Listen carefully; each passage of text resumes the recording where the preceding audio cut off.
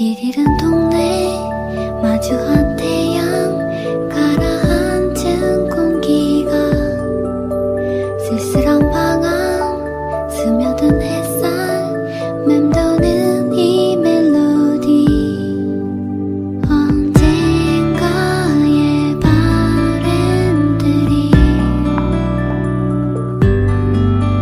언젠가. Hai, assalamualaikum warahmatullahi wabarakatuh. Masya Allah, tabarakallah. Nggak kerasa ya teman-teman, aku udah bisa record video lagi untuk video pasca melahirkan adik Arga, anak aku yang keempat. Jadi kemarin tuh aku habis lahiran di tanggal 18 Juni 2024. Alhamdulillah udah lahir anak keempat kami, jenis kelamin laki-laki ya teman-teman, di tempatnya praktek bidan. Dan itu emang alhamdulillah banget, cita-cita yang aku kepinginin bisa lahiran di bidan lagi seperti anak kedua. Jadi dulu Mas AC itu lahirnya di bidan, jadi aku untuk lahiran anak keempat ini berharap banget bisa lahiran di bidan lagi, dan alhamdulillah bisa lahiran di tempatnya bidan ya teman-teman. Kalau untuk kakak Nabila sama adik Arka itu lahirannya di rumah sakit. Jadi aku tuh lebih nyaman aja kalau lahiran di tempatnya bidan daripada di rumah sakit. Nah, untuk pemberdayaan dirinya itu udah dari trimester awal hamil. Jadi untuk trimester awal hamil tuh aku udah sering jalan kaki, terus perbanyak protein, makan kurma, itu udah aku lakuin semua ya teman-teman. Dan untuk lahiran kemarin itu aku lewat HPL seperti biasa, karena emang dari anak pertama sampai anak keempat itu aku emang lewat HPL ya teman-teman. Jadi biasanya kalau ibu-ibu yang biasa lahiran lewat HPL itu nanti untuk proses persalinan berikutnya itu biasanya lewat HPL lagi gitu teman-teman. Jadi walaupun aku kemarin tuh berharap bisa maju dari HPL, tapi karena emang riwayatnya itu lewat HPL ya, kemarin juga lewat HPL. Tapi untuk kelahiran anak keempat ini aku lewat HPL-nya tuh cuma 1 hari aja teman-teman. Jadi sebenarnya tuh HPL-nya tanggal 16 Juni, dan adik Arga itu lahir tanggal 18 Juni. Jadi alhamdulillah banget, udah lega, udah plong, karena anak keempat kami itu udah lahir ya teman-teman. Karena kalau nunggu gelombang cinta itu emang lama banget daripada kehamilan 9 bulannya ya teman-teman. Itu nungguin kontraksi tuh kayak lama banget kan. Tapi alhamdulillah kemarin pas Idul Adha itu dari pagi aku udah ngalamin kontraksi. Terus jam 5 sore aku cek pembukaan di bidan terdekat, itu katanya udah pembukaan 1. Terus aku lanjut WhatsApp sama sama suami aku untuk pulang, dan kita ke Samarinda itu dicek udah pembukaan 5, dan anak kami lahir di tanggal 18-nya gitu teman-teman, karena udah masuk di jam 1. Nah, ini aku mau lanjut buat ngangkat daging kurban ini teman-teman. Kemarin aku kan dapat daging kurban, terus ini aku rebus dulu. Nah, ini nanti untuk daging kurbannya mau aku masak rendang aja yang gampang, biar anak-anak juga bisa makan juga ya teman-teman. Kalau dimasak yang lain kayak tongseng itu takutnya anak-anak yang bisa makan, karena kan harus pakai cabai. Kalau tongseng tanpa cabai itu kayak kurang enak ya teman-teman, karena ciri khasnya itu ada bau-bau cabainya gitu. Nah, ini lanjut lagi, aku mau nyuci piring. Ini mumpung anak aku yang bayi itu masih tidur ya teman-teman, jadi aku langsung satset aja buat beberes rumah, kayak nyuci piring, terus nyuci baju, sama nyapu dan ngepel. Itu aku sambi-sambi gitu, pokoknya aku lakuin sebisanya gitu ya teman-teman, semampunya. Makanya sebelum lahiran itu emang udah aku persiapkan untuk kayak lipetan baju, untuk pekerjaan rumah itu aku cicil gitu, jadi jangan sampai numpuk. Jadi nanti pas aku lahiran itu pekerjaan rumah tuh nggak terlalu numpuk. Ya seperti ini teman-teman, jadi lebih ringan, nggak terlalu banyak. Pokoknya ada pekerjaan rumah yang sedikit-sedikit itu langsung aku kerjain, jadi nggak nunggu numpuk. Biasanya aku tuh paling males kalau lipat baju, apalagi nyetrika ya teman-teman. Nyetrika tuh aku hampir nggak pernah nyetrika, paling nyetrikanya tuh baju kerja suami aku aja. Nah untuk liputan baju sekarang itu udah aku cicil, jadi nggak sampai numpuk kayak dulu-dulu lagi. Kalau misalkan ada pakaian kering langsung aku angkat, aku lipet, langsung aku masukin ke lemari, jadi langsung rapih gitu. Karena kita kan nggak pakai asisten rumah tangga ya teman-teman, jadi pinter-pinternya kita membagi waktu antara melakukan pekerjaan rumah terus ngurus anak. Dan aku juga kan di sini tuh kalau apa-apa tuh ya cuma sama suami aja, karena emang di sini tuh kita nggak ada saudara, nggak ada yang bantuin, jadi cuma kita berdua aja ya. Jadi harus pinter-pinter kita bagi waktu ya teman-teman. Dan kemarin pas aku lahiran tuh suami dapat cuti emergency semingguan gitu, jadi alhamdulillah bisa nemenin aku setelah melahirkan ya teman-teman. Jadi kita itu bagi-bagi tugas gitu ya, saling saling bantu membantu gitu, karena anak-anak kan juga masih kecil-kecil juga. Anak-anak aku tuh kan selisihnya juga cuma 1 tahun semua ya teman-teman. Jadi dari anak pertama sampai anak keempat itu selisihnya cuma 1 tahun. Aku juga merasa bersyukur, alhamdulillah banget. Harapan aku untuk lahiran anak keempat ini bisa terwujud, bisa diijabah sama Allah untuk lahiran di bidan seperti yang aku kepingin ya teman-teman. Karena emang aku tuh merasa lebih nyaman aja kalau lahiran di bidan seperti anak kedua.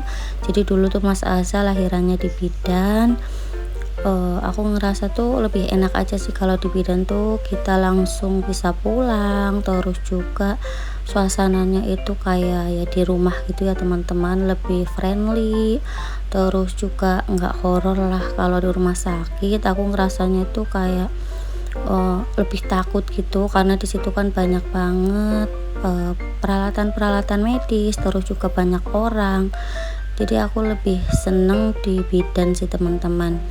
Nah untuk kakak Nabila sama abang Arka itu dulu lahirannya di rumah sakit, cuma Mas Aza sama anak keempat ini yang di bidan.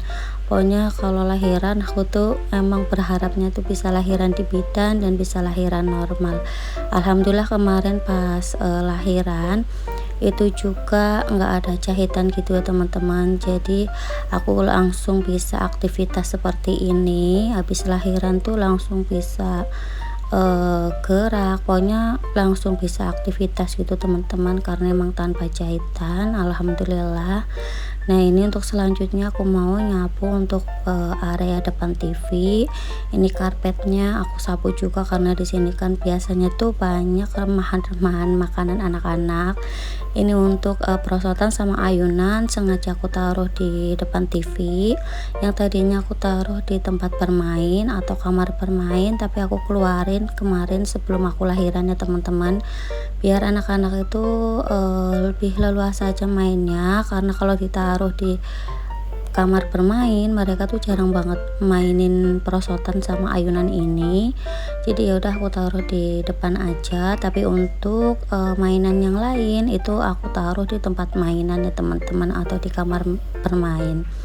Karena emang untuk rumah ini tuh kan ada 3 kamar, jadi alhamdulillah aku tuh dapat rumah yang besar seperti ini, jadi bisa leluasa untuk nyimpen-nyimpen barang buat aktivitas. Apalagi anak-anak aku kan aktif banget ya teman-teman, jadi kalau misalkan tempatnya luas seperti ini tuh mereka bisa leluasa gerak. Dan mereka juga suka banget mainan sepeda di dalam rumah. Sebenarnya mereka tuh kepinginnya mainan di luar, tapi kadang-kadang aja sih aku perbolehin main di luar, karena kalau main di luar tanpa diawasin itu kayak gimana ya teman-teman. Karena anak-anak aku tuh masih kecil, aku takutnya itu ada motor, ada mobil gitu, karena emang kan itu depan itu jalan utama ya teman-teman, jalan utama desa. Jadi kayak takut aja sih kalau misalkan nggak diawasin. Jadi kalau misalkan mau naik sepeda di luar itu harus ada aku atau diawasin aku, kalau enggak ya aku tuh jalan-jalan ke lapangan bareng anak-anak tuh naik sepeda, aku jalan kaki. Pokoknya seperti itu sih. Selebihnya kalau misalkan aku tuh nggak sempet ataupun aku capek buat ngikutin anak-anak main di luar, ya udah mainnya tuh di dalam. Pokoknya alhamdulillah banget karena rumah ini tuh besar, jadi mereka tuh bisa leluasa gitu buat aktivitasnya. Nah ini untuk yang belanja ataupun yang keluar rumah itu biasanya suami aku selama aku nifas. Jadi yang keluar rumah tuh suami aku tuh di dalam rumah aja. Dan ini tuh alhamdulillah juga anak-anak lagi libur sekolah ya teman-teman, terus juga libur ngaji karena emang kemarin tuh udah pembagian rapot.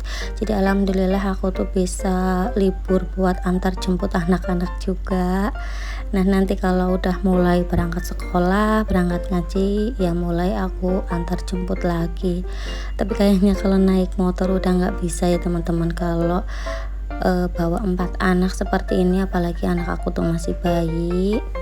Paling ya nanti kalau misalkan antar jemput pakainya mobil aja, karena emang anak-anak kan masih bayi, terus juga ya susah kalau misalkan naik motor ya teman-teman. Nah di sini aku mau lanjut buat jemur handuk. Ini handuknya itu agak basah karena habis dipakai, jadi aku jemur aja di samping rumah. Nah ini tuh samping rumah aku seperti ini tuh ada toren di situ. Terus kemarin juga habis aku bersihkan juga sebelum aku melahirkan. Pokoknya aku tuh udah bersih-bersih gitu teman-teman, persiapan buat setelah melahirkan biar nggak terlalu numpuk pekerjaan rumahnya. Karena kalau misalkan numpuk itu kita jadi pusing sendiri, terus juga hawanya tuh emosi ya teman-teman kalau misalkan rumah itu berantakan. Nah kalau misalkan kalian tuh lihat rumah aku bersih ataupun lagi rapi, itu karena emang tiap ada hal-hal yang berantakan atau yang kotor itu langsung aku bersihkan teman-teman, jadi langsung kelihatan rapi. Tapi kalau misalkan akunya lagi males, ya udah kelihatannya tuh ya berantakan, aku biarin aja. Tapi biasanya sih nggak lama sih, aku tuh nggak betah lihat rumah berantakan, apalagi kalau lihat kamar berantakan itu aku nggak betah banget teman-teman, nggak bisa tidur. Pokoknya rumah itu harus bersih ya, walaupun nggak bersih banget, tapi yang penting itu udah tertata rapi, terus udah disapu, syukur-syukur udah dipel gitu teman-teman. Jadi enak aja buat aktivitas, terus juga diinjek itu lantainya tuh enak karena udah bersih. Pokoknya seperti itu sih, aku tuh nggak betah orangnya kalau lihat rumah itu berantakan. Kapan-kapan juga insya Allah kalau ada kesempatan kepingin banget curhat pengalaman aku lahiran anak keempat, prosesnya gimana, nyamannya gimana. Pokoknya untuk lahiran anak keempat ini aku nggak henti-hentinya bersyukur sama Allah karena emang udah diberi kenikmatan lahiran di tempatnya pubidan seperti yang aku kepingin, terus lahiran normal atau lahiran sesuai fitrahnya. Jadi kalau dulu tuh kakak Nabila lahiran normal juga teman-teman, tapi diinduksi. Terus juga Mas Asa itu lahiran normal juga. Pokoknya insya Allah lah kalau misalkan ada waktu dan ada kesempatan, kepingin banget sih curhat masalah proses persalinan. Nah sampai di sini dulu ya teman-teman untuk video aku kali ini. Sampai jumpa di video aku selanjutnya. Wassalamualaikum warahmatullahi wabarakatuh.